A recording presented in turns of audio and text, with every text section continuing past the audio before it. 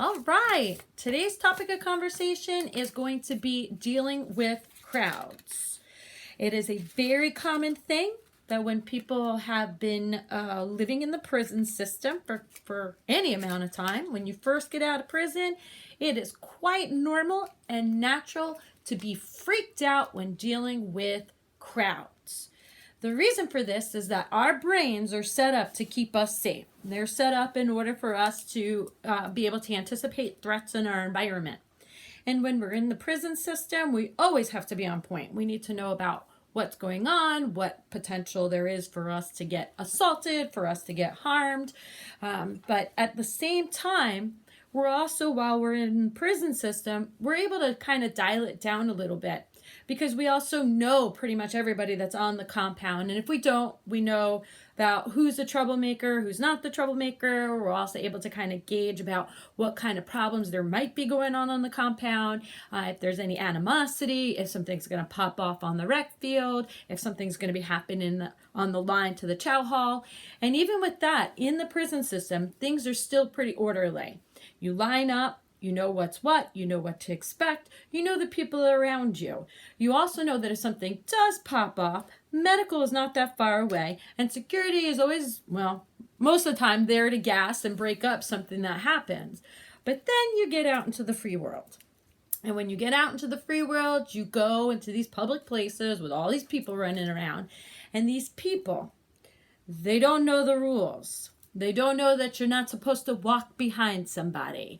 They don't know that you're not supposed to bump into them. And if you do, you're supposed to say, "Excuse me." We also don't know who these people are running into us. We don't know what their agenda is. We don't know if they're carrying anything. We have no idea what's going on.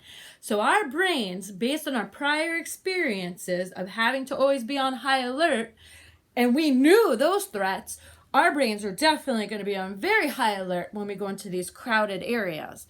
And that is a pretty normal thing. And it happens not only for inmates, for ex-inmates that are releasing back into the community, it actually happens a lot for correctional staff.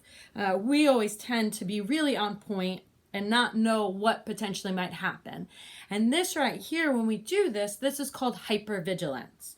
Now, being hypervigilant like this and paying attention to our surroundings like this, it has its positives in that it helps us keep safe. It allows us to scan the environment for potential threats. But it also has our negatives, because if we're so busy scanning our environment for threats, and there really aren't any, we're in the free world, the likelihood of being hit up is, it's there, but really in the grand scheme of things, we got bigger fish to fry out here. We're not really worried about people running up and stabbing us. So out here, it doesn't make much sense to waste your time and energy being that high strung. It also makes it where if we give in and we freak out and we leave the situation, we actually reinforce our brain's response. And when we reinforce our brain's response and our body's response to the stress, we make it even worse. We make our body believe that our brain was actually correct when it was saying that there are threats in this environment. And there are no threats. We're going to Walmart. We're picking up some groceries. There's nothing happening. It's ridiculous to be this upset and over the top about a potential threat when really there is none.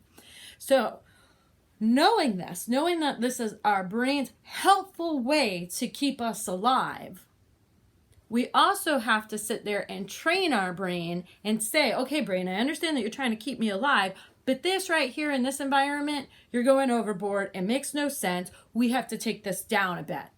And one of the ways to do that is something called exposure therapy.